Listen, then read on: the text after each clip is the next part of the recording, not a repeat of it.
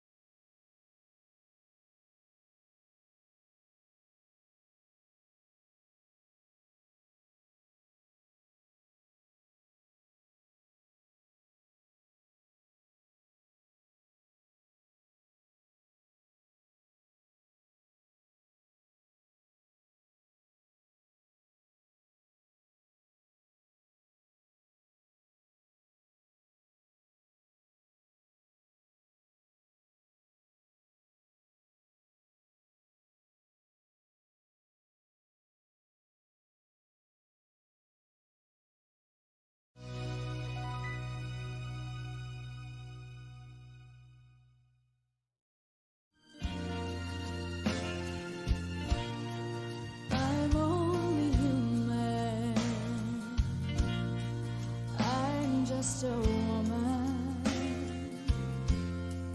Help me believe what I could be and all that I am. Show me the stairway I have to climb. Lord, for my sake, teach me to take one day at a time. One day at a time, sweet Jesus, that's all I'm asking from you. Just give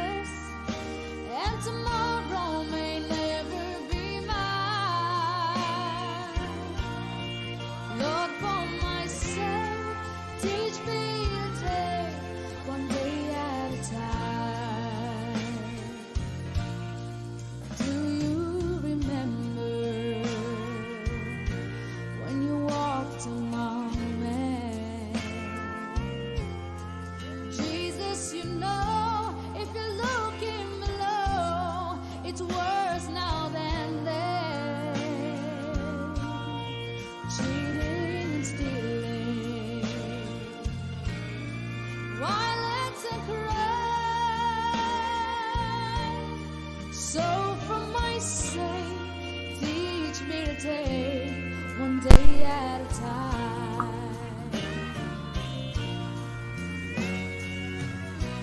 One day at a time, sweet Jesus, that's all I'm asking from you.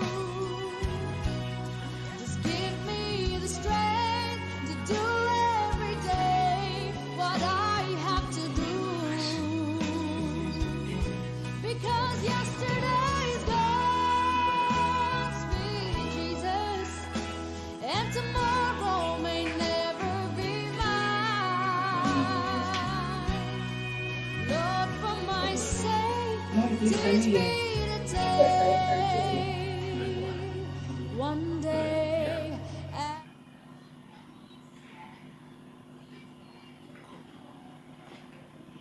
Beloved, I bring you greetings from the Inside Studios, and you are watching The Virtuous Woman. We were having a little bit issues with the sound, but I think now it's okay. So if you can hear me, please give me a sign for me to know you can hear me so we can continue. Yes. Okay, as I said, this is live from the Inside Studios, and you are watching The Virtuous Woman, a program where we talk about anything feminine, anything woman. It can be all issues of life concerning career, health, marriage, parenting, etc. And it is with the scope that we will learn from our mistakes of the past and make better decisions for tomorrow and the future. Today we are talking about temperament and how it matters in parenting. Child's temperament and how it matters in parenting. And to help me do this is a great woman I have known, a great woman I have sat under her ministry. She is a teacher by profession. She is a minister of the word. She is the first lady of the Christ, Peace and Love Ministries International Toscana Assembly. One thing I know about her is that if you sit under her ministry and she teaches you or she is explaining a subject to you, you will understand to the core. So there will be no need for you to fail. And if you fail, no, wala. As I said, we are talking about temperament, child's temperament, and how it matters in parenting. I am talking about no other woman than our mommy, Grace Mamley Dazi. Mommy, you are very much welcome to The Virtuous Woman. Thank you so much for having me. Wow. Thank you. Our mommy has good news also for us. She is launching her new book, and it is so much of a privilege for me to announce to you or to tell you a bit about her book, which is to be launched on the 31st of July 2021. 31st of July, which is this very month, 2021. The title of the book is Lessons from Eve. Lessons from Eve.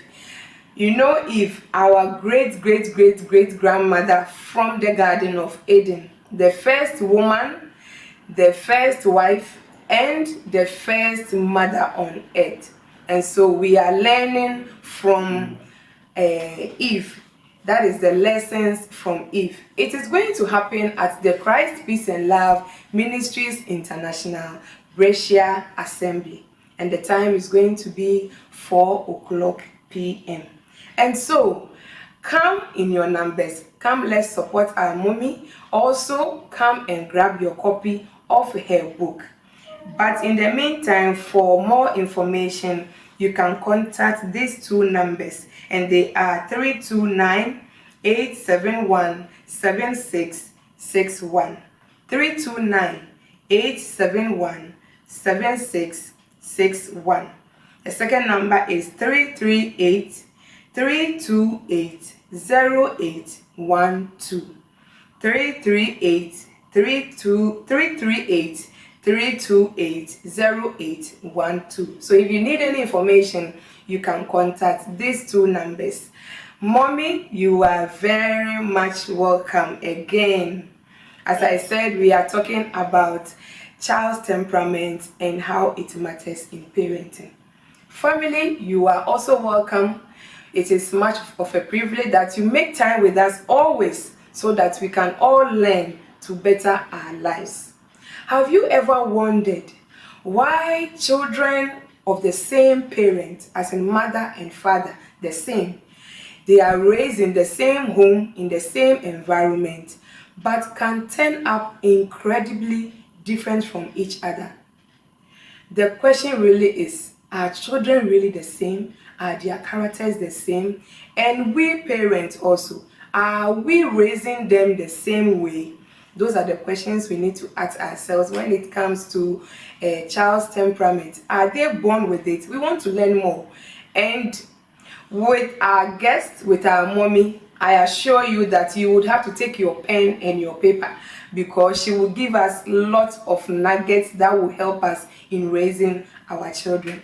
Mommy, and so we say child's temperament and how it matters in parents. Can you please take us on? Thank you so much, and God bless you God for bless you too. trying to advertise the book. It's such a privilege. I'm humbled by your kindness and the love that I have received so far. God bless you, Inside Studios. God bless your family, the work you are doing for Him.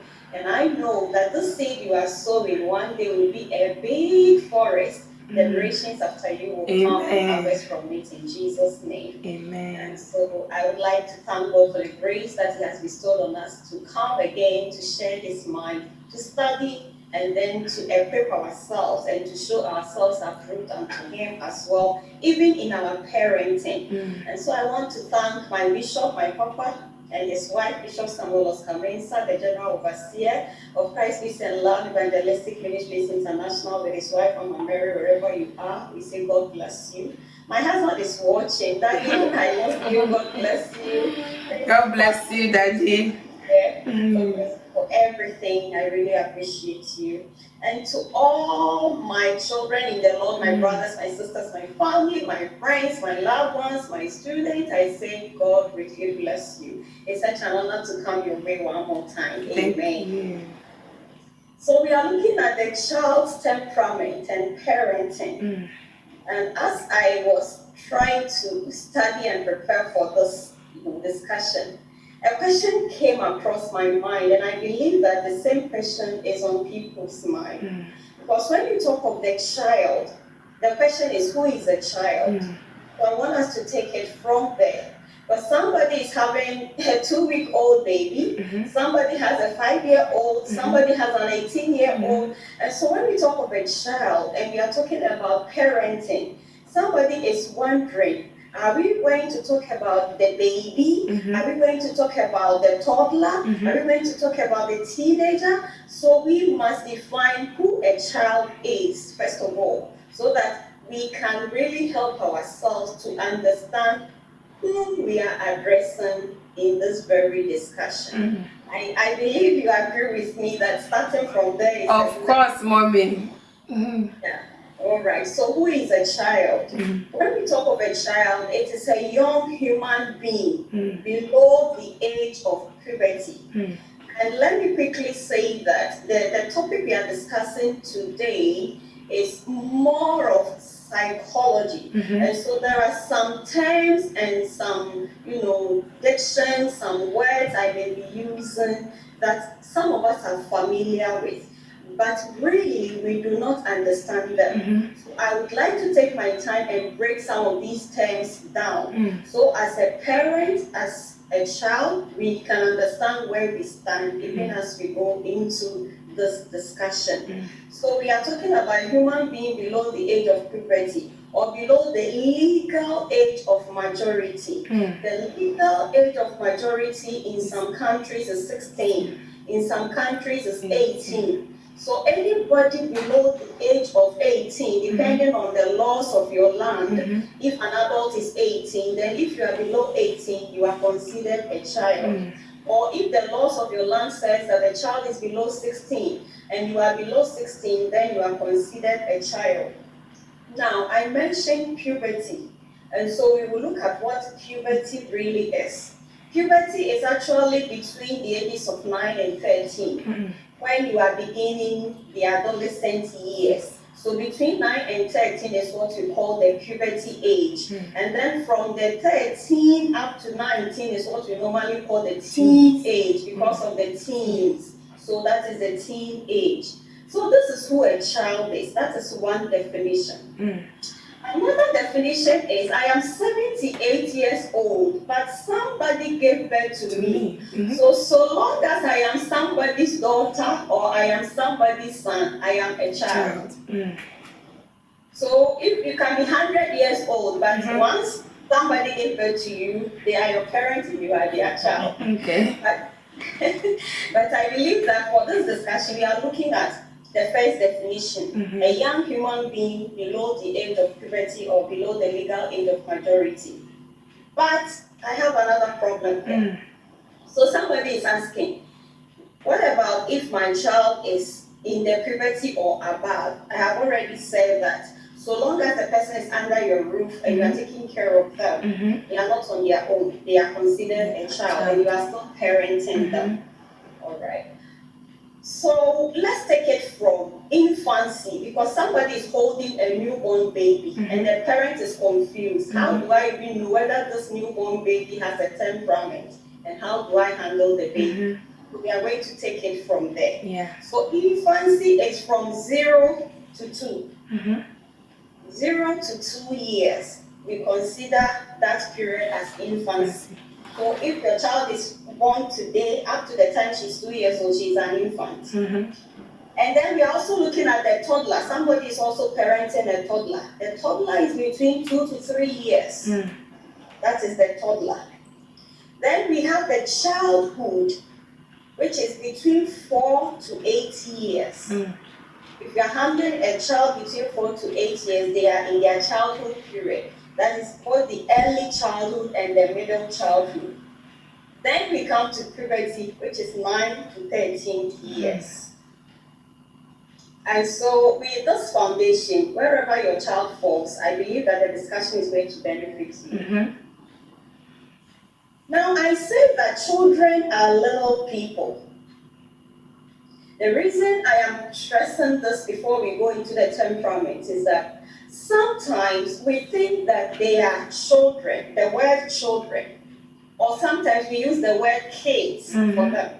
And because of our personal perceptions and understanding of the concept of a child, we tend to neglect them in so many ways.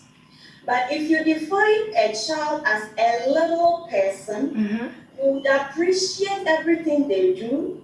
You will be interested in whatever they are telling you. You will try to be in their world as well, because they are also people, just that they are little. So what you have in your home now is not just a child, it's a little person. She's a little woman, he's a little man. God has entrusted to you the future first lady you don't know. God has given you an executive and entrusted that executive to your hand, and you are grooming them to become what God has destined them to be. So they are little people. And before they were born, they were made. Before every child is born, for you to hold them physically, they have already been made. And unfortunately, you and I don't have control over how they are made. When you read Jeremiah chapter 1 verse 5, of course I cannot discuss this without bringing in the spiritual aspect. Because before psychology, God was. So we have to take it from there. He told Jeremiah, before I formed you in your mother's womb, I knew you. I called you by name, and I set you a prophet over the nations. So before the mother even realized she was pregnant, Jeremiah had been formed in the realm of the spirit. And his case is not different from our children. Before a mother realizes that she's pregnant and she's carrying a fetus in her womb, that fetus in the realm of the spirit has already been made. His or her destiny has been defined. And if you have this understanding as a parent, a father or a mother to be, you will start working on yourself, working on your environment before the physical manifestation of this human being. When you look into scripture, there are some children that God gave specific instructions to their parents. The reason I am taking it from here is that temperament is something nobody can control. Wow. Temperament of a person is in the hands of God. So, mommy, does it mean that we are born with it? Are we born? We are born with our temperament. Every human being is born with their temperament. So the parents, medicine, whatever, has no control. Science have no control over a person's temperament. So, mommy, if you say we have no control over it, does it mean that if it is bad, we just have to leave it the way it is and we cannot shape it from being bad to the right one? All right, I will go into the definition of what temperament is quite, briefly. Okay. But before we go there, let me answer your question. If I say you have no control over the temperament of a person or of your own child, what it means is that if God has given him this temperament, and I'll be going to list the temperament so far that we have. If God has made him maybe a choleric, you cannot change him to become a melancholic. That's what it really means. But in every temperament, there are strengths and there are weaknesses. So when you are able to identify the temperament of your child, then the weaknesses that the child begins to exhibit, because of your knowledge of how to handle probably a choleric, you'll be able to help them overcome those weaknesses. But they will still be a choleric. You cannot change their temperament. That's what it means by you don't have control. Temperament. Exactly. When you look at John the Baptist, for example, Samuel the prophet, Samson, these were children before they were born. God had given clear instructions to their parents. And because the parents had full knowledge of the assignment of God upon the lives of these children, they were well equipped before the children came into their lives. What am I saying? Before you become a parent, you must be a parent. Before you become a parent, you must be a parent. Thank you. You see how we rush for marriage counseling when we are preparing to marry? Ask yourself, how many of us prepare for parents before we become parents? So what happens is that we are not really prepared. We do not have the knowledge that is needed to handle the children. And so we do the best we know. But most times, because of the lack of knowledge, it doesn't really help in the parenting of the children. And so if God in his wisdom gave full knowledge about certain children in scripture to their parents, so that when they come, they will be able to manage them and handle them to fulfill destiny, it behoves us in this generation as fathers and mothers as well to also have some knowledge about the children that God has given into us, into our life, so we will know how to handle child A, child B, child C, without creating conflict between you and the child, and then even with the child's other siblings. That is why I believe this topic is so important that we look at it. So medically, when you are pregnant, the doctor will tell you, stay off alcohol, stay off drugs, don't do things that will stress you out. Make sure your environment is very conducive. Avoid excessive noise and very, stressful environment because they know that it can affect the child in your womb. So what it also means is that as parents, we must be very careful the things we say. The doctor will not tell you what to say when you are pregnant, but it really affects your child. The conversations and everything you have while you are pregnant have a great impact on your child.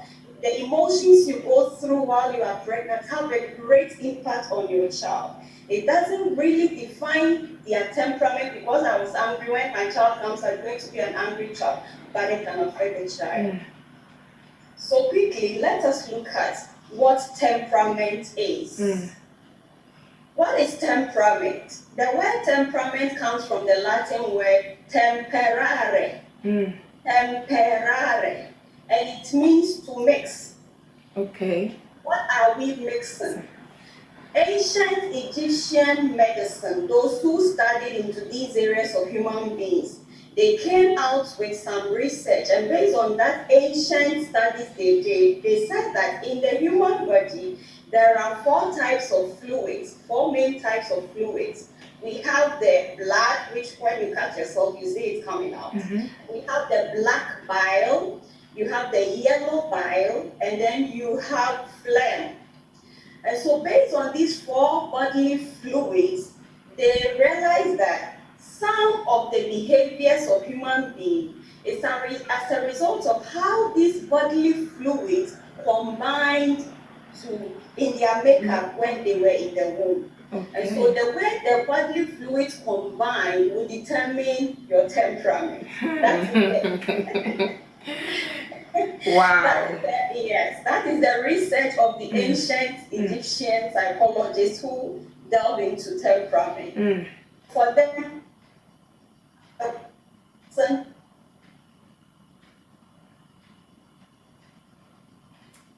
of pattern. So somebody can be very aggressive in character. They are not a bad person. That is actually their temperament. Somebody can be very calm. That is their temperament. So for them, this is what they felt should define a person's temperament. But let me quickly define it. Temperament is the consistent, please note the word, consistent, individual differences in behavior that are biologically based and are independent of learning, systems of values, and attitudes. Temperament is a consistent individual difference in behavior that are biologically based. So you don't have control over it. That is what it means by biologically based. And you see the person repeating that behavior over and over and over, consistent. And it is an individual thing. How I will behave will be different from how Mr. Sosikeli will behave. So it is individual difference. And you do not get it because you learned it. It is independent of learning. We don't learn our temperament. You don't go to school to become a melancholic, a choleric, or a phlegmatic. No. And it is also independent of the systems of values. I'm a gun, so that is why I'm melancholy. No. I'm an elder, that is why I am choleric. No. And then it is also has got nothing to do with attitude. My mother used to beat my father, that is why I'm aggressive. No. It is not that which defines your temperament. Although all these things can come in to define your personality somehow, your temperament basically is devoid of learning, values, and attitudes. It is biological, purely natural. So, Mommy, when sometimes we hear normally, or they send mommy and or they send papa, those things they are not relevant in temperament. They are. For example, your father may be a choleric and you are a phlegmatic, but you speak like your father, you smile like your father. So you have some traces of your father in you because of genetics. Genetics, okay. Exactly, because of the DNA, definitely your skin color, your eyes, you know, some things about you inherited from your parents. But for temperament, you can't say my father is a melancholy, so automatically I'm also a melancholy. No, everybody's temperament is different. Yes. All right. So let's look at the four main temperaments before we come to the child and then the parenting. When we take the four main temperaments in adults, let me repeat, because when your child is from 0 to 2, which is the infancy age, you may not really be able to define their temperament. Sure. So you from 0 to 5 years, you are not really sure whether your child is a choleric, a melancholic, a sanguine, or a phlegmatic. But from 5 years onwards, they begin to take shape. their personality that they are growing with. So these are the 4 personalities or temperament types that every child will eventually grow into. Number 1 is the melancholic. The melancholic is linked to the natural element earth, the earth that we know. That is how they establish that melancholic is linked to the earth. And if you are melancholic, you are very conscientious. Melancholics are very careful with everything they do. They take extra care. They pay attention to details. They don't want anything to be around them that is not at the right place. They are perfectionists, let's put it that way. So that is a melancholy for you. And these people are very detailed in everything they do. So as I am speaking, try and picture your husband, try and picture your wife. Just as I mentioned some of them, you know where they fall. And then we have the phlegmatics. It comes from the fluid phlegm, phlegmatic. And they are related to water, the element of water. They are very supportive. They are very steady. They have a very calm disposition. You know, they are the people that you describe as temperament. These are phlegmatic people. And usually they are very quiet and they have a gloomy disposition. If you are with them and you are not careful, you might think that they are always sad. That is how they are. Somebody's hand is down. Melancholy, actually. So as I mentioned some of them, you try and find where you are. And then we have the sanguine, air. Sanguine is related to air. You know, air is everywhere. And that is how the sanguines are. My sister is a sanguine. They are everywhere. When they enter into a place, you will know that they have come. They make friends easily. They are very great marketers. They influence people. They are very sociable. They are easygoing. They are people that you can easily relate to. That is the sanguine for you. They are inspiring. They like to talk a lot. All these things that I mentioned are the positive parts because I don't want us to dwell on the negative. You don't have the negative because I want us to really focus on it. So these are the sanguines. And then we have the cholerics. The cholerics are fire. They are very charismatic. If they say they're going to do this, they will put pressure on you. Hey, I think I know somebody like that. They are result oriented. They want to get it done and fast. And cholerics are very good leaders because of that dominance in them. Wherever they are, they want to dominate. So if you see somebody like that, there is nothing wrong with them. These things that we are saying should let you know how to relate with every human being, your child included, because that is their temperament. When you understand a person, you know how to live with them. Even in your marriage, you will not be fighting so much because you know that, okay, my husband is maybe phlegmatic, choleric. I am melancholic, choleric. My husband is phlegmatic, choleric. I was about to ask that. Can it be? Is it possible that you can be two? You can be that and you can be that. Okay. Usually, all of us have a combination. You don't have a pure, personality type. You can be very strong choleric with some amount of phlegmatic. So you need to know what your temperament is. But when you study yourself and you study the temperament, you know that, okay, I am more of melancholy with a bit of choleric. That is me. I am more melancholic and a bit of choleric. My husband is more phlegmatic and a bit of choleric. So you need to know your children as well, especially those above the age of 5. Because from the age of 5, their personality is quite defined. And they should. So, Mommy, when we tend to differentiate or to explain these types of temperament, how then do we classify being introvert and extrovert? Yeah. So cholerics are extroverts. Choleric and sanguines, they are really, really extroverts. And then phlegmatics and melancholics are introverts. Yes. But you can get a choleric who is also somehow somehow an introvert. So it's not a one-way thing that you can quickly put somebody in a fixed box like that. We are a combination of a bit of, that is what makes God wonderful. And that is what makes individuals so unique. I always tell people that no matter how identical twins are, they are so very unique. You will definitely get something about this one that one doesn't do. That is God for you. Just like your fingerprints, you are unique. So yes, you can get some general characteristics, but you have individual characteristics that define the uniqueness of the person. Wow. So let's go to child's temperament, because that is why we are here. Yes, but before we go to the child's temperament, let me say that when you are born into a family, you carry your natural temperament. God has given it to you. But as you are growing, your individual family, the family that you grew into, can have effect on who you become, the personality you develop into in future. So parents should be very careful.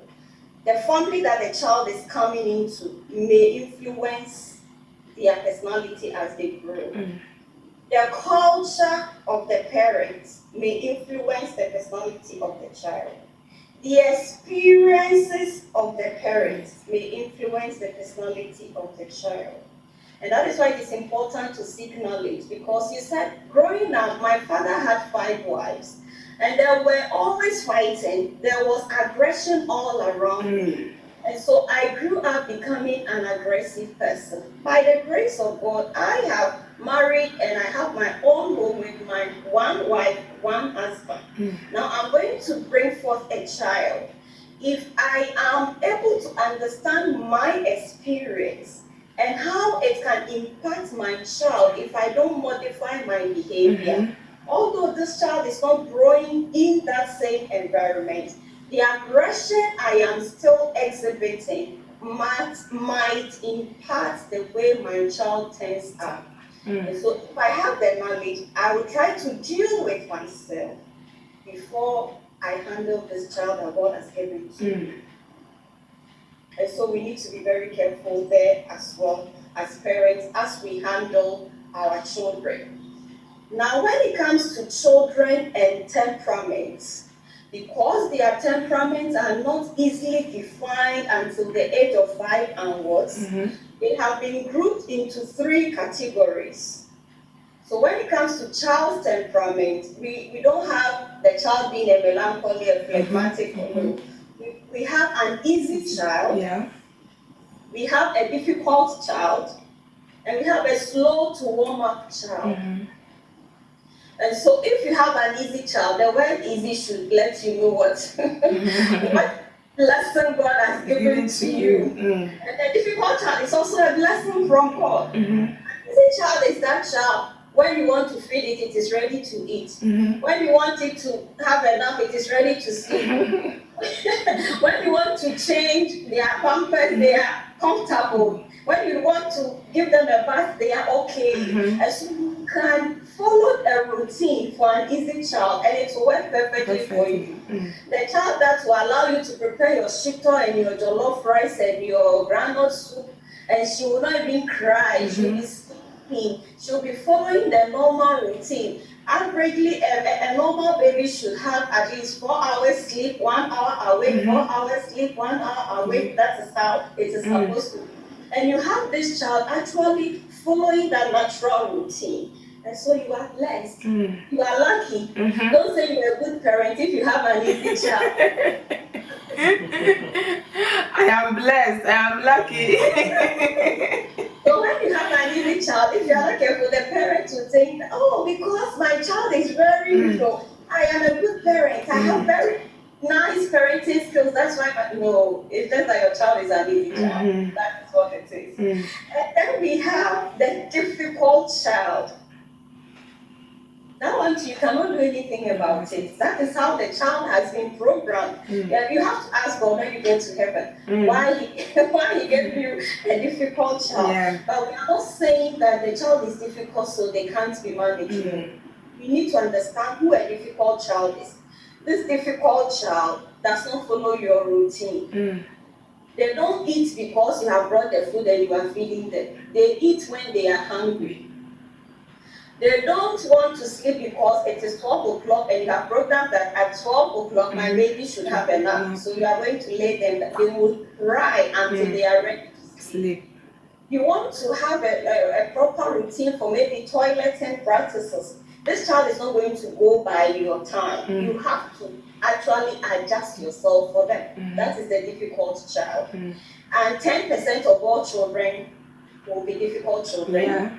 40% of all children will be easy children. And 5 to 15% will be slow to warm up children. They are in between the two. So you either have an easy child, a difficult child, or a slow to warm up child. Now these slow to warm up children, they withdraw, they take their time, they are not giving you a hard time, they are not struggling with you like the difficult child. But they want you to understand that I will do it when I am ready.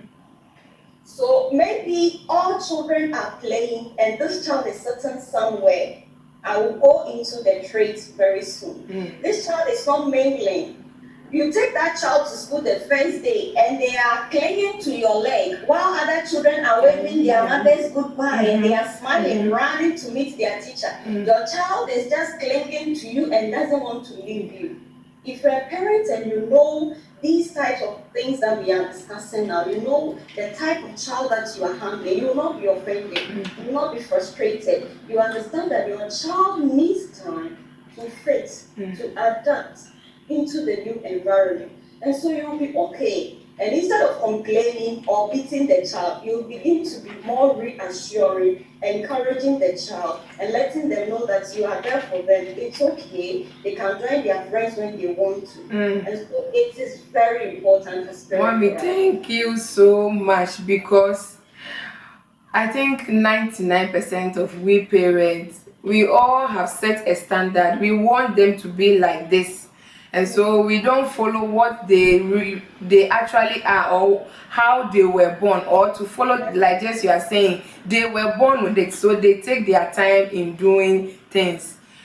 God forgive us. God give us grace that will do the right things, who will understand them, that they are little human beings who have a say in everything they want to do. Wow. Please continue for us, Mommy. Thank you. So when you have an easy child, you have a difficult child, you have a slow to warm up child. If you have more children, you are likely to have all these in your house. You are likely to have, if you have 3 or 4 children, you may have 2 of them being difficult, one being an easy child, or you may have every one of these, temperament in your home. That means you must be a very outgoing, alert, informed parent. Parenting is a job. It's a job. And that is why some husbands pay their wives for being full-time mothers. It puts them on salary. Oh, I'm going for commercialista. Exactly, you need one. I need one. Yes, it is a job. And every job has its job description.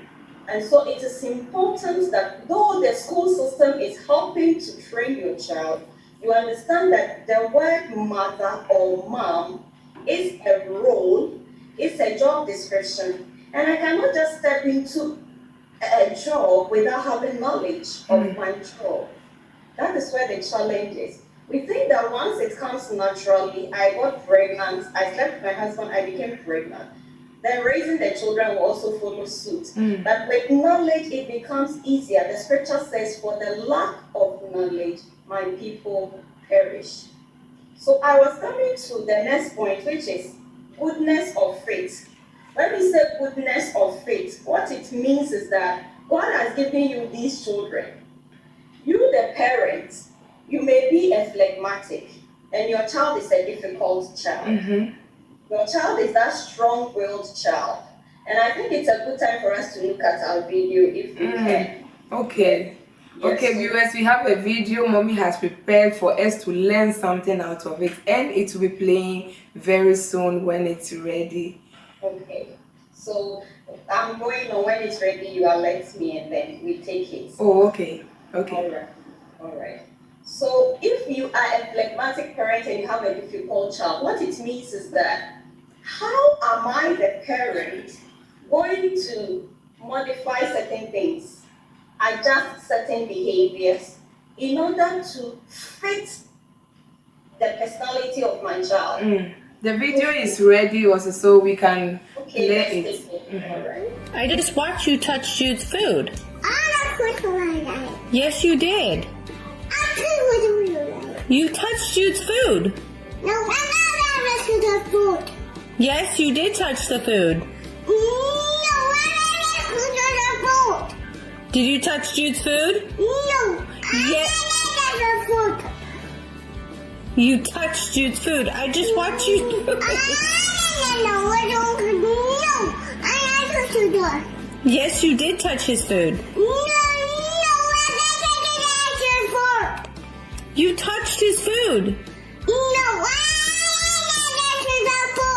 Were you playing in Jude's food?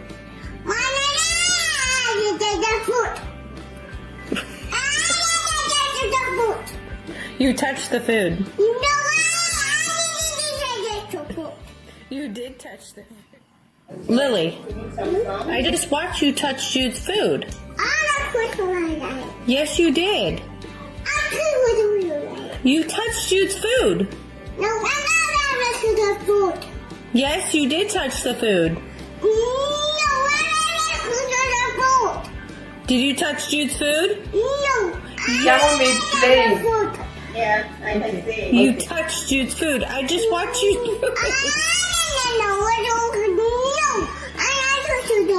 Yes, you did touch his food. You touched his food. Were you playing in Jude's food?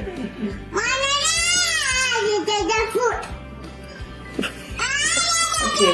So when you want You it touched to the be food. stopped, then we stop it. I want it to end. Okay. So, yeah. Okay. Is it a long one? How many minutes? It's done actually. All right. Yeah, I always laugh when I watch this video. You know. Yeah. So, so we have looked at the melancholy, the choleric, the phlegmatic, the sanguine. Where will you put this baby? Maybe our viewers can send in some comments for us. Okay, viewers, you all watch the video with us. So if you have some comments about what we just watched, you can send your comment to us on Facebook or on YouTube for it to be read out. Mommy, please, you can continue. Okay, so this little girl or this little woman, is she an easy child, a difficult child, or a slow to walk up child? You see, the mother is accusing her of doing something, and she's quick to react. Tell the mother that no, I didn't touch the food. I didn't touch the food. And at the point, the mother was even laughing because she could see that this child is being dramatic. And if you are not careful, you might think that, well, that's a bad behavior, but the child is actually expressing who she is. She has the strong personality. She reacts very fast. She's very sensitive, and you cannot just give her a word and go away. She will give it back to you. She has to stand her ground. She's convinced of what the mother is asking and the answer she's giving her. Okay. I will not be surprised if at the age of 5 onwards, this child's personality is defined as a choleric. Pure choleric. You can see the dominance in her. You cannot just push her aside. You can be my mom, you can be my dad, but I have to speak my mind. I have to express what I feel. On the other hand, a child whose mother is scolding her like this will just burst into crying. It doesn't make this girl smarter than that child.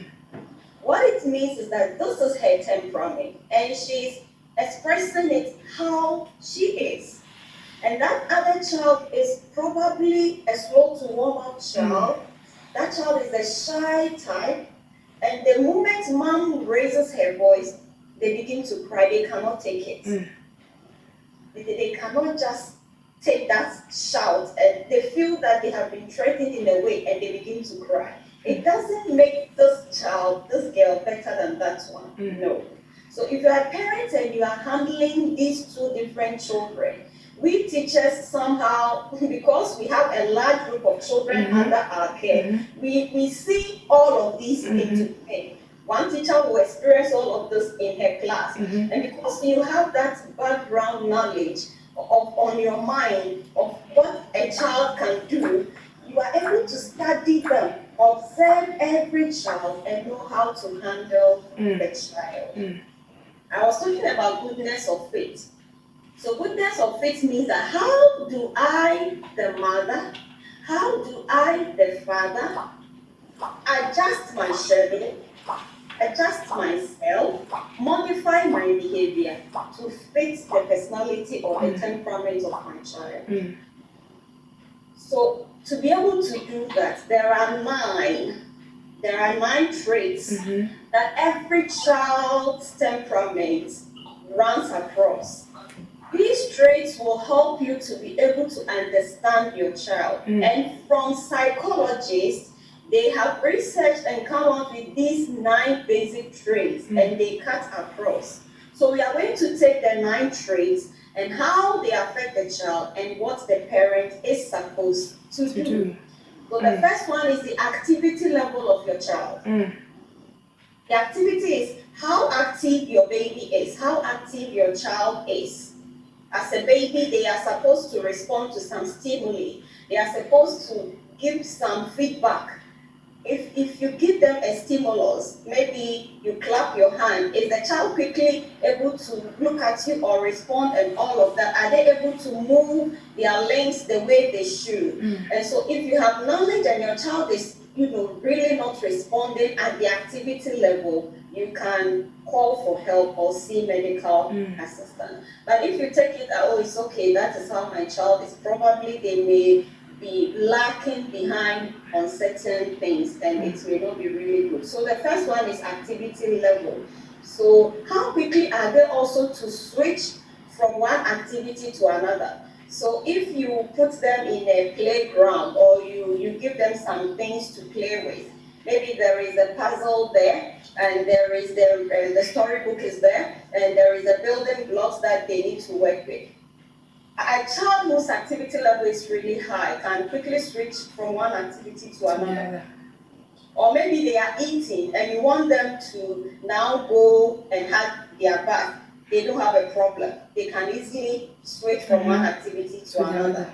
The one who is low on activity level will have to be given time. They don't understand why they are building the blocks. You said they should stop and go and do the puzzle. Or they don't understand why they are playing and you said they should stop and go and have their dinner. So that is activity level for you. And then we have the rhythmicity. The rhythmicity is how regular is your child in terms of sleeping, waking, and feeding and toileting routine. How regular is your child? Do they follow your routine? Do they follow your schedule or not? So that is another area that the parents must watch out for. I'm just mentioning them, then I will bring in the parenting aspect. Okay. Then number 3, the 9 traits is what I am looking at now. The 9 traits of the temperament. 1 is activity level, 2 is rhythmicity, that is how regular they are on their daily routines, their natural routines, and distractibility. How are they easily distracted from something they are doing? There are some children when you are talking to them and you switch on the television, forget talking to them. They quickly switch from you to the TV. So that is distractibility. How, or maybe they just heard a bird, flapping in the window. They will just quickly run and go and look at it. They are easily distracted. And then we have the slow ones as well.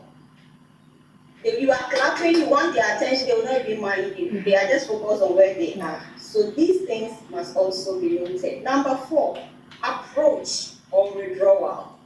Approach or withdrawal. How your baby responds to new experiences. Like I cited the one going to school for the first day. Some children who are very high on approach or who are very approachable, immediately you take them to the school, they wave you bye-bye and they join their friends and they are playing all over. You take them to a new environment and they quickly, adjust and make friends and they are moving on. But the one with the withdrawal will be given some time. They will need more time. And so the parents need to understand whether the child is approaching or withdrawing. And then adaptability, number 5, adaptability. How are they able to adapt to new situations? Maybe you moved house, and that can have a whole lot of psychological effects on your child. They don't understand why they were living in that house and suddenly they have to move into a new house.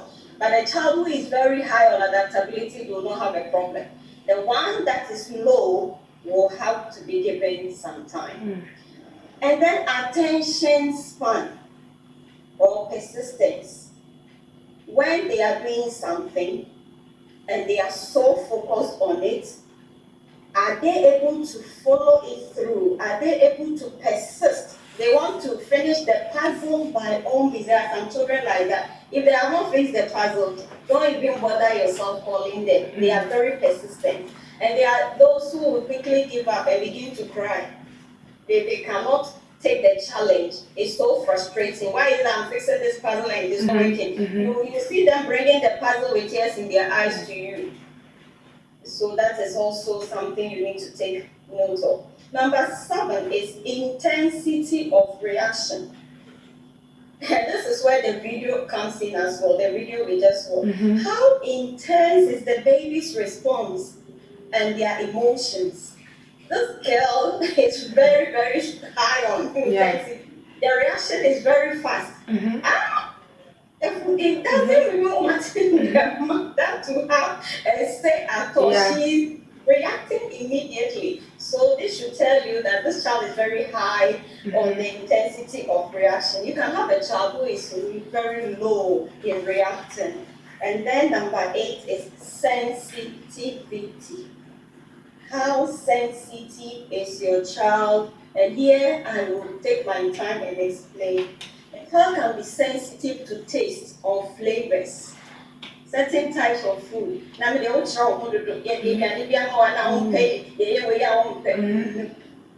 child is very sensitive to flavors. The child can be sensitive to textures. That is why when you put on her that particular dress, she's always crying. And you don't understand. Maybe the texture of the fabric is not making her comfortable. She's very sensitive. It could be cotton, it could be wool, it could be linen. We need to know all these things. Why is it anytime I put wool or linen on my child or silk on my child, she reacts like that? She gets uncomfortable. She'll be scratching herself. She's very high sensitivity to those, textures. And sometimes it is noise. Some children are very sensitive to noise. The slightest noise, your baby will not sleep. The slightest noise, they cannot. Or most of the time, when they are used to a home where they know there is always silence. So when they find themselves in an environment where there is much noise, you see them withdrawing back or finding a place where they can stay quietly. Yes. And even light. Some children, even some babies, if the parents are observant, when the light is on, your baby will never sleep. They are very sensitive to light. So you have to know their sensitivity level. Touch and even smell. Maybe you love the perfume as mommy's perfume. I love it. Your baby is very highly sensitive to that smell. And it can affect the child. But if you don't know, you begin to wonder what's wrong with my baby. But maybe the smell is affecting the child. Taste, like I said, with the flavors. So we need to be very, very, very observant of our children. Number 9 is the mood. Whether the baby is a happy baby, has a very positive disposition, all the time smiling. We have smiling babies, and whether they know you or not, just try to play with them and they are smiling. And some of them, you will do everything in their world. They will show no emotion. It doesn't make them bad babies. They have that gloomy, calm mood. And you must know how to deal with them and how to help them where help is needed. Where help is needed. So basically, when you have a child, you have a job. When you have a child, you have a job. And it is very important for parents to be able to understand that it is necessary. So when it comes to sensitivity, for example, if your child has a very high sensitivity, you must make choices for them that are comfortable to them. Oh, what would you like to eat? Come and taste this. Is it okay? Yes, mom, it's fine. Then you know that the child is good to go with that. Or if you have to buy them clothes, those who are sensitive to textures, it is okay to take your 2-year-old with you for shopping. When you use them, let them try it on. Ask them if they are comfortable. There's nothing wrong with it. After, if you go alone, you are going to buy. But what use will it be if you bring it home, you put it on the child, and she's always crying, she's always reacting to it? So these are ways that parents can actually help the children to be able to fit in. That is the goodness of fit, so that they don't grow with this tension in them, this stress in them, this anger in them, because mommy doesn't give me what makes me comfortable. Sure. She doesn't understand how I feel. This is the dress I must wear. But when I wear it, it itches me. I have itches all over my body. And the child, because they cannot express themselves, will be crying. And you're actually harming the child psychologically and emotionally. Mommy, what you are saying is making me think so much about how, especially, we have been raised from back in Africa. These things were not considered. I think it is even still practiced. Like, we don't want to hear from our children what they want to do, but we want to instruct them, choose everything for them. Like, for instance, the video we were watching, I would say, okay, so the way the children is acting and speaking so loud, so confidently, can a mother then teach her and tame her not to speak shouting, like to talk normal than to shout before she can be heard? Is it possible for us to do that? I love that girl. You know why? Because telling her to shut up is not really going to help her in this particular situation. Mommy is accusing me of something I know I have not done. And you have a very confident child who is telling you, no, mom, I didn't do it. I didn't do it. This child is confident. She knows her right. She knows that she cannot accept something she has not done. And you see, because I think the mother understands the child. And she's been doing it maybe over time. That's why she decided to film her for that particular. And the mother ended up laughing. So this child can be a very good lawyer one day. Of course. One thing I realize about her is that even though the mother changes the sentence, she still understands what the mother is saying and gives the same answer. I said I didn't eat the food, which means she is very, very confident in, like, as a personality. Yeah. So if for instance it's something different that the mother is talking about, maybe they are having a normal mom-baby talk and the child is shouting, then of course the mother can tell her, bring down your voice, we are not arguing. You have to talk to me in a very low voice. And I always say that you must always model what you want the child to do. Saying it is not really going to work. Model it. So when the child begins to raise their voice, come on, calm down. I just want to know, did you touch the food?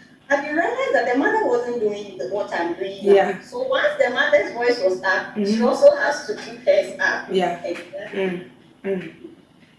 So if you have, a very high active child, what you, the mother, have to help the child to do is that you need to give them more movement opportunities. Your child is that child who doesn't want to sit in one place, but we are always reading stories to them. When maybe they want to swim, they want to run around, they want to play football, you must give them that opportunity, because what you are trying to do is that you are trying to allow them to become, bottle them up, to become who they are not. And that can be frustrating. And that is psychologically dangerous for the growth of the child. Because as you try to bottle them in, as you try to, control their emotions, their expressions, there is an anger building up in them, or is resentment building up in them, and they may turn out differently. And so if your child is very active, it's okay. Give the opportunity to play around the house if possible. Take them out into the park. Once you take your children into the park, you know some of them will be running, another one will just go and sit quietly on the bench and be receiving fresh air. We as teachers, we see a variety of them. You take the children into the playroom or the playground, and some of them are quickly running around, some of them are throwing balls here and there, and you are there and somebody will just go and bring a story and say, yes. This one is a very low activity child, and they don't want to move around. So you read the story with her, and she's fine. You don't neglect them. So it's really, really important. And you don't also think that there is something wrong with them. That is why they are not doing what everybody is doing. Wow. That is just what the parents must understand. That Mommy, please. child is very. Let me take some comments from Facebook. Even though I've missed a lot here, I see our elder Ofosuban saying sensitive to colorful images. Of course, he is referring to how sensitive children are. Mr. Osikene also is saying harming a child psychologically and emotionally. God help parents. Of course, we need God's help. It is so much of a work. It's a model what you want your child to do. Most of us are very much guilty of this. God should help us. We have sorry, I have lost a lot of comments. I have let me see here. Elsie is saying good job. I have Judith also saying wow, knowledge. She's also saying difficult child. Yes. Elsie says Judy says she thinks she is sanguine. I think I am sanguine. Estaya Oben is saying all doing mommy, too much wisdom. God richly bless you for me. That is to our mommy, Lady Mamlek. That somebody is writing to you. Say God richly bless you. Mommy, please, you can go on for us. I think I've missed lots of the comments. You can go on for us, Mommy. Sorry. Thank you. So if your child is very low on activity level, that is when the ludos and the puzzles and the storybooks, the snakes and ladders, games that doesn't allow the child to move around. You have to give them opportunity to also enjoy, such games. And so you don't say your brothers are out there playing football, go and join them. Don't do that. Those ones are high activity children. Allow them to be running around and playing their football. This one that doesn't want to play football, if there is a puzzle in the house, give it to him. And parents must also invest in our children. We, especially from our part of the world, we don't invest in children. But I think that living in this environment should give us opportunity to learn. The people in whose land we are living, they invest in their children. A whole room is full of toys and everything the child needs before they are born. So you can imagine. You can imagine, but we don't do it. And it isn't everything that God has given us the wisdom. That is the blessing. Let's activate it by implementing things that will help make their lives easier. If your child is happy and your child is growing the way they should grow, and you are praying, oh, I bet you they will fulfill destiny. They will fulfill destiny. But the child is already struggling in the house. Mommy doesn't want me to do this. Daddy doesn't want me to do this. And that is why when they get to the teens, let me quickly chip in this. They get to the teens or they get to the legal age of maturity, they will leave the house. They tend to rebel. They have been waiting to leave all these years. Because growing up, they didn't enjoy their childhood. The kind of parenting they receive have bottled them in. It's like a sort of prison for the child. So all they are praying for is, when will I be 18? When will I be 18? When will I be 16? Immediately they hit the age of maturity. If you are not careful, you will lose the child. They will leave the house. Wow. They now begin to redefine who they are. And at that point, peer pressure will come in and the devil will set in. So why don't we make growing up easy, more enjoyable for our children? Sometimes I think as parents, we look at our frustrations, the things we need to do, the burdens on our heads, and I have too much. Why must I bother over this little girl, this little boy, this little creature? Why must she control my life? Exactly. And if you do that, you become somewhat selfish to the neglect of the goodness of faith is not working here. And anytime goodness of faith is not working, stress is curated in the environment. Tension between the child and the parents. I was in hospital some few weeks back, and the room I was lying, there was this woman. The daughter was there to take care of the mother. It's about a teenage girl. And she told me she hates her mother. And I was alarmed. The reason I became alarmed was she was waiting for them to bring this woman from the theater. So in this condition, with this hatred in this child, if God does not intervene, she would take it as a good opportunity to pay her back. Not going to take proper care of the mother. And I immediately picked it up and I began to talk to this girl, trying to get her to calm down, to understand certain things and all of that. So parents, let's be careful. Wow. Maybe she hates her mom. Her mom doesn't treat her well. So mommy, at what age, what is the most critical age in a child's development? Like what is that age you can say?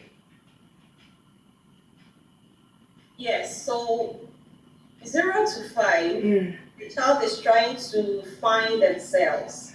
By 5, their personality is really defined. So if you have been working on the child with all these things that we are discussing, by 5 years, she's able to fully develop into a choleric, a sanguine, a phlegmatic, or a melancholy. And because you now understand your child's temperament, you know how to deal with them. Now, by the age of 12, so between that 5 to 12, by the age of 12 is very critical. If your child will turn out really bad, by 12, if he has a bad influence, it's going to be very strong.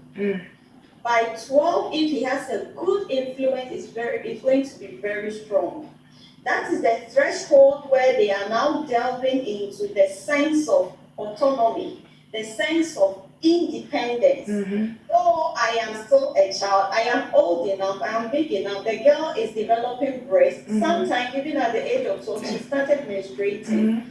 And so she wants to do her makeup. Mommy is saying no. But I feel I'm big enough. Mommy, even maybe my hips are bigger than your own.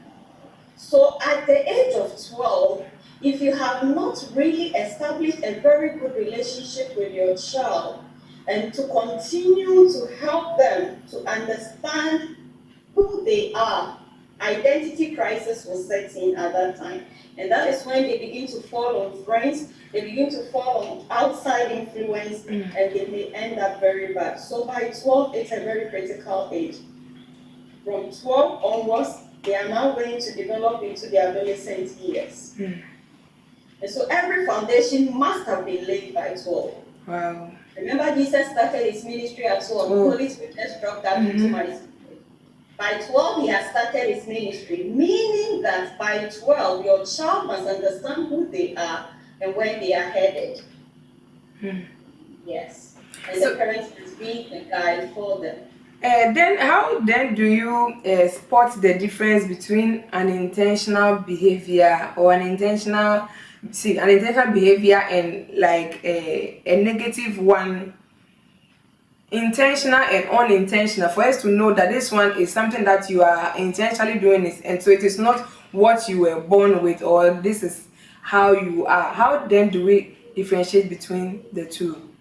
Okay. So temperament of the child, now that you know whether your child is that very introversion or very extroversion, the child is an introvert or extrovert, you should understand that by nature, my child is a quiet person. That does not mean that they will never shout, they will never fight. If somebody provokes them to their limits, they can fight. And when they are fighting, they are not fighting because they have an aggressive nature. They are fighting because they were provoked and they had to react. So that is not who they are. But that incident of fighting, so you bring the report and then they say, "Me, what's what happened to our school?" So you can say, if you're not careful, you may doubt. But you call your child and you ask him, so what exactly happened? Why did you or what people have to fight? You don't even talk. How come? Then they begin to explain, I didn't intentionally do it. This and that is what happened. Anything that is part of the person is consistent. That is why our elders say, "Subain to say easy. To me fancy. When they are not high character." So there has to be a consistent behavior that will tell you this is who you are, this is who they are. Anything they do contrary to their consistency becomes an unintentional thing. But you will not find them doing that every day. Wow. You will not find them doing that every day. And then another answer to your question is that we can unlearn certain things, learn new things. So I grew up with aggressive parents, but I don't want to be aggressive. So how do I now learn to be a calm person? How do I now learn not to be an aggressive person? All right, so when my mother talks, my father responds, my mother responds, and then they begin to fight, the slaps begin to flow. I am not really comfortable with this kind of attitude. I don't want to turn out as my parents. And that is why the church must also come in, the school must also come in. I have a very good teacher at school. The teacher who is really upset, I have done this several times in my experience as a teacher. I study my pupils, I look at your face and I know there's something wrong. Or even what they write to you. Let me give a scenario here. I was teaching English and I had to ask the children to write an essay of what goes on in their house or what they do every day or something like that. The magic topic, that one. You will hear lots of. This child brought hers. I read to a point and I had to stop everything and call the child because I realized there was a problem between her and the mother. And the child actually stated that she hated her mother because of the way she treats her. She shouts at her, she insults her, she makes her do so much before she comes to school. And sometimes she comes to school very tired and it's affecting her studies. And I literally was crying reading that. Immediately I had to go to that child's parents during break time. I had to follow up and go to the child's father. And the father was so grateful. He said, thank you so much for coming to me. Even me, I'm in hot waters. The father himself is not finding it easy. But going there gave me an opportunity to understand what was going on. The man, being a learned man, told me that the wife is in menopause. And at the menopausal stage, anything can happen. But because he is educated and he understands, he tries to explain things to the children because the woman had been emotionally affected by the transition of menopause. And psychologically, it was telling on her, and she was dishing it out to the children. So I had to bring this girl back and sit her down and begin to re-psych her, tell her how amazing the mom is and all of that, and explain menopause to her. Wow. To calm her down. So as a teacher, you do a lot. I tell people that I am a teacher by profession, but it is my ministry. So when I'm teaching a child, I'm not just interested in 10 over 10, 100 over 100, but I want to impact the life of the child. And I think that if this child has a good teacher in school, they can talk to them. He has a good youth leader in church, the church can step in and begin to give them some assurance so they do not turn up as aggressive as their parents are. Wow. Yes. Wow. We are learning a lot here. I believe you are also being blessed by our mommy's ministry. You heard her. She is a teacher by profession, but children teaching is also her ministry. She can teach you systematically for you to understand to the core what you need to do, or for you to understand the subject she's talking about. We have heard so much all too soon. Our time is really up, and mommy has a lot to tell us. He has a lot to teach us. I believe we'll make time with her another time for her to continue for us. But in the meantime, on Facebook, we have our elder Ofosuban. She said one basic African parent lack in parenting is their children is they hardly take keen attention to observe and understand these children's temperament. They think parenting is to buy them food and clothes. Of course, Daddy, most of us, that is how we began. But we know that with such teachings and learning a bit here, a bit there, we know we can do better. I believe that is going to be your prayer out there, you parents also watching. That is why you need to share this video with somebody, that what we are learning here, it can be of a blessing to somebody else. Remember, it's a society, it's a community. It will, if it affects my child, it will affect your child. If it goes well for my child, he or she will be in the company with your child, which is going to be of a positive thing to her, to him or her too. That is why it's a collective thing. We are all doing this together. Nobody is to be left out. I believe that you have been blessed by what mommy has said. We'll hear from her last words, so that we'll make time with her again to be of a blessing to us the next time. Mommy, Lady Mom, Lady Daddy, please, can you give us your final words or your concluding words for us this afternoon?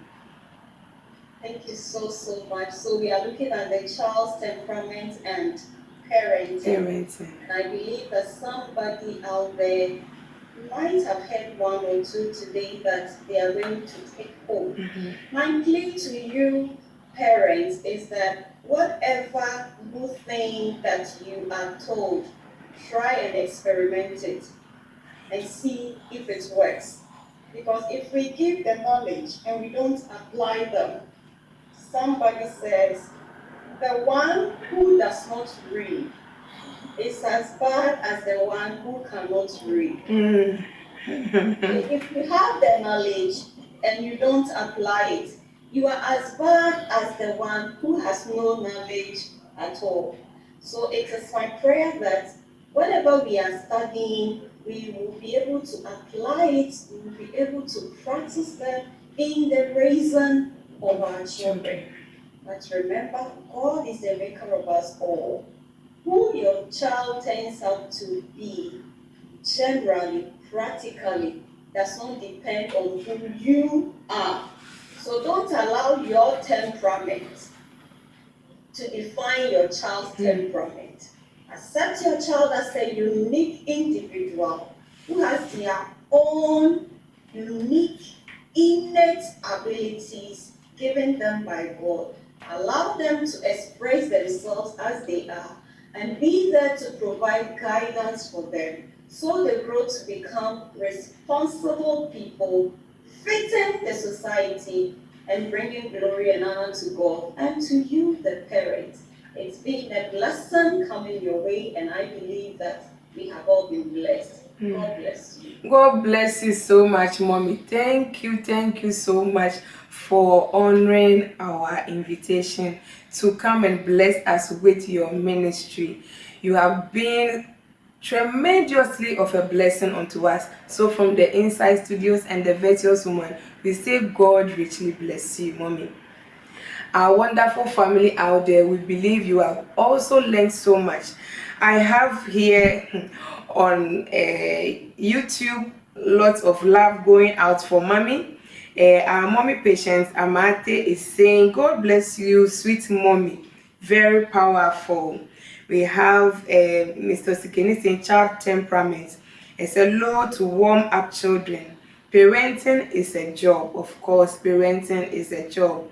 An activity level of your child. Yes, those are the traits, the 9 traits Mommy mentioned to us that we should know as parents in order to know how we will deal with our children, how we will parent them.